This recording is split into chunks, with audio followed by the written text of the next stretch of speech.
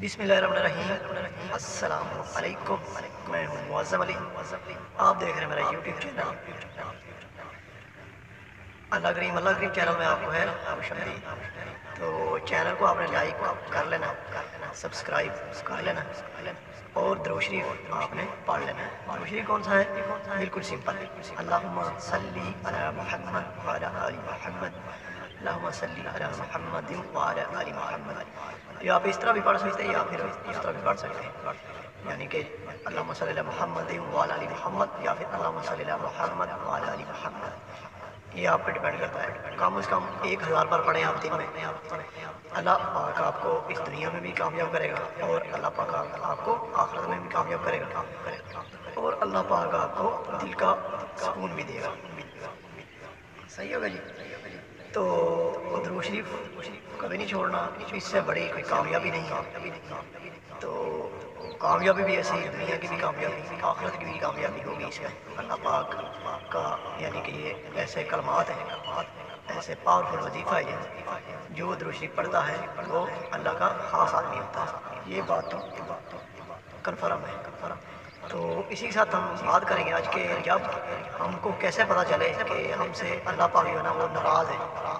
तो इस चीज़ का हमको कैसे पता चलेगा कि अल्लाह पाक हमसे नाराज़ है। तो कुछ निशानियाँ होती हैं, जैसे अल्लाह पाक हमसे राज़ी होता है उसकी भी निशानियाँ होती हैं, जैसे इसी तरह अल्लाह पाक हमसे नाराज़ होता है उसकी भी निशानियाँ होती हैं। कैसे हमको पता चलेगा? यानी कि हमारे ऊपर अल्लाह की तरफ से आई हुई आज़माइश है या अल्लाह हमसे नाराज़ है।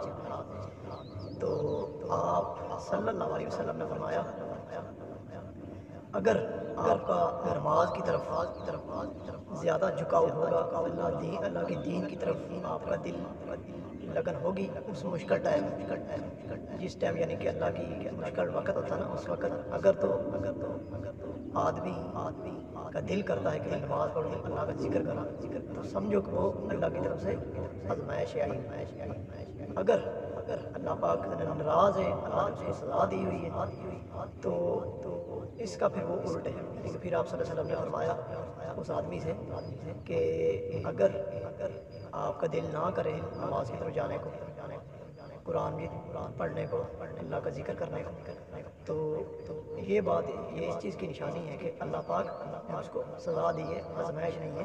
वो हमारे ऊपर सज़ा होती है अल्लाह की तरफ से आई हुई, जो हमारी यानी कि दीन से दूरी हो जाती है। नमाज की तरफ ना जाना, कुरान का ना पढ़ना, तो समझो कि वो अल्लाह की तरफ से आई हुई सज़ा होती है। तो इसी तरह कुछ निशानियां हैं अल्लाह के, यानी कि अल्लाह जब हमसे नाराज़ होता है, सबसे बड़ी निशानी तो यही है जो आप सल्लल्लाहु अलैहि वसल्लम ने फरमाई। उन बातों से यही पता चलता है कि जब अल्लाह हमसे नाराज़ होता है हम दीनी कामों से दूर हो जाते हैं और दुनिया के कामों में पड़ जाते हैं। तो ये इस बात की निशानी है कि अल्लाह पाक हमसे नाराज़ है। सही हो गया जी। तो इसी तरह और भी बहुत सी ऐसी निशानियां हैं कि अल्लाह पाक उसको फिर ऐसे कामों में डाल देता है कि वो फिर वापस पलट कर उसका आना मुश्किल ही नहीं बल्कि नामुमकिन हो जाता है। सही हो जी। तो हमें यही दुआ करनी चाहिए कि अल्लाह पाक को हम किस तरह राज़ी करें। दुनिया को तो राज़ी कोई कर ही नहीं सकता, ना दुनिया राज़ी हो सकती है। मेन चीज़ है हमें अल्लाह पाक को राज़ी करना चाहिए। अल्लाह पाक हमसे कैसे राज़ी हो सकता है, ये हमें कोशिश करनी चाहिए। यही हमें क़यामत के दिन काम देगी। सही हो गई। जिस पे अल्लाह पाक राज़ी है ना, उस पे समझो सब राज़ी है। दूसरी चीज़, अल्लाह से जो आदमी मांगता है ना, जो अल्लाह पाक से, अल्लाह पाक उसको कभी भी मायूस नहीं करते। ठीक हो जी। तो ये चीज़ें, इसी तरह अल्लाह पाक की राज़ी होने की भी निशानियाँ हैं। जब अल्लाह पाक किसी अपने बंदे से राज़ी होता है तो वो उसको दीन की समझ अता फरमाता है, यानी कि वो अल्लाह के नमाज की तरफ, कुरान की तरफ उसका जाने को दिल करता है, तो वो कुरान पाक की, अपनी दीन की बातें करता है, उसको समझता है। तो ये चीज़ है। दूसरी, अल्लाह पाक की राज़ी होने की निशानी कि उसको फिर अल्लाह पाक की इबादत करने में मज़ा आता है, ना कि उसका दिल करता है कि जल्दी जल्दी जान छुड़ाने वाला काम नहीं करता। सही होगा जी। तो ये चीज़ है। तो इसी के साथ मैं आपसे एक और दरख्वास्त करना चाहता हूँ कि अगर आप नमाज़ पढ़ रहे होते हैं या कुरान मजीद पढ़ रहे होते हैं, अल्लाह का कोई भी ज़िक्र कर रहे होते हैं, तो उसको प्लीज़ आप तर्जुमे के साथ किया करें। जैसे हमारी नमाज है, इसका हमें तर्जुमा आना चाहिए। जैसे सुभानक अल्लाहुम्मा व बिहम्दिका, ऐसे हम शुरू करते हैं और आखिर सूरत कोई भी पढ़ सकते हैं, تو ان سب کا ہم کو ترجمہ آنا چاہیے۔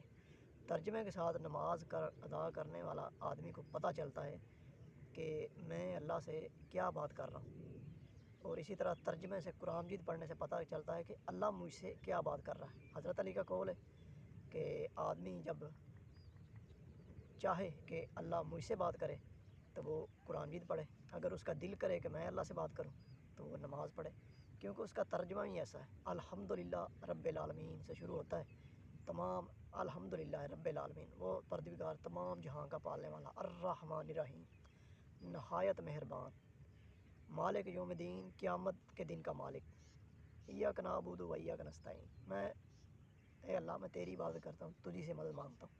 اہدنا الصراط، مجھے سیدھے راستے پہ چلا، صراط مستقیم پہ چلا، تل مستقیم صراط الذین انعمت علیہم، نہ کہ اس راستے پہ جس پہ تو غصے ہوتا رہا، تیرا یعنی کہ غضب جس پہ اللہ پاک ڈھاتا رہا، ولضالین آمین، اس راستے سے بلکہ اس راستے پہ چلا جو کہ سیدھا راستہ ہو، آمین۔ یہاں تک آپ کو سمجھ آنی چاہیے ہم سب کو نماز پڑھنے والے ہو کہ آخر ہم نے اللہ سے بات کی کیا ہے، اسی میں ہماری یہ یہاں تک دعا بن جاتی ہے، آمین۔ جب آپ سمجھ کر کریں گے تو اللہ پاک قبول بھی اسی ٹائم کرتا ہے۔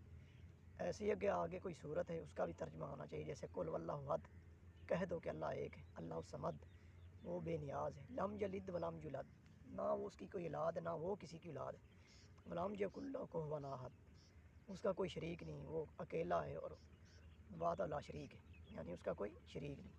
اس طرح سے نماز بھی پڑھیں آپ ترجمے سے، قرآن مجید کی تلاوت کریں تو آپ ترجمے سے کریں، پھر دیکھیں اللہ پاک آپ کی زندگی جو ہے نا کیسے آپ کی زندگی میں اللہ پاک کلر بھرتا ہے۔ صحیح ہوگی۔ ابھی ایک آدمی مثال کے طور پر میں آپ کو مثال دیتا ہوں، وہ شروع ہو گیا نماز پڑھنے میں بسم اللہ الرحمن الرحیم سبحانک اللہم دے بات پڑھیں، ایسے تیز جلدی جلدی 2 سجدے سے سلام پھیرا ہو گیا، تو آپ خود یہ سمجھیں کہ ابھی ہمارے پاس اگر کوئی آدمی ہو 2-4 اس کے ساتھ زیادہ پیسے ہیں، اس سے آپ کس طرح بات کریں گے؟ سر جی یہ ایسا کر کے آپ تھکتے نہیں ہیں۔ اگر ہم نماز میں جب کھڑے ہوتے تھے ہم کس کے آگے کھڑے ہوتے ہیں؟ بس یہ چیز سمجھنی، ہم وہ پوری کائنات کا مالک اس کے سامنے کھڑے ہوتے ہیں، ہم کو اسی طرح تیار ہو کے کپڑے پہن کر پرفیوم عطر لگا کر پھر اللہ کے سامنے ادب کے ساتھ کھڑے ہونا چاہیے۔ اللہ پاک جو ہے نا پھر اس کی جو ہے نا دعائیں باتیں بھی اللہ پاک قبول کرتا ہے۔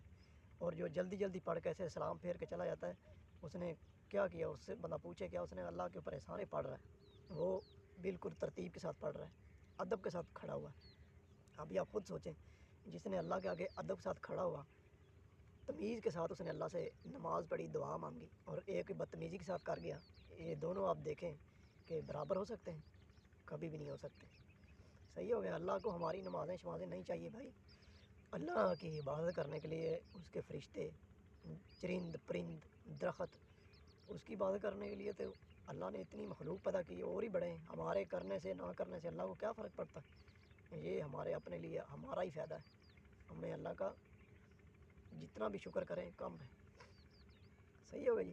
اسی طرح ہماری شدت مانگنے کی ہوتی ہے، ایک آدمی کی جتنی زیادہ اللہ سے شدت مانگنے کی ہوگی اتنا ہی اللہ کے آگے جھکے گا، جتنا اللہ کے آگے جھکے گا باادب طریقے سے لمبی دعائیں کرے گا، اللہ پاک اس کی دعائیں بھی اسی شدت سے قبول فرماتا ہے۔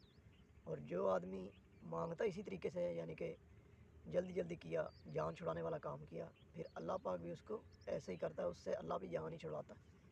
صحیح ہوگا جی۔ تو بھائیو، ہم سب کو اللہ پاک نیک کام کرنے، نماز پڑھنے کی توفیق عطا فرمائے، آمین، اور آپس میں سلوک اتفاق میں رہنے کی بھی توفیق عطا فرمائے، اور درود شریف آپ نے کبھی بھی نہیں چھوڑنا، درود شریف آپ نے پڑھتے رہنا ہے۔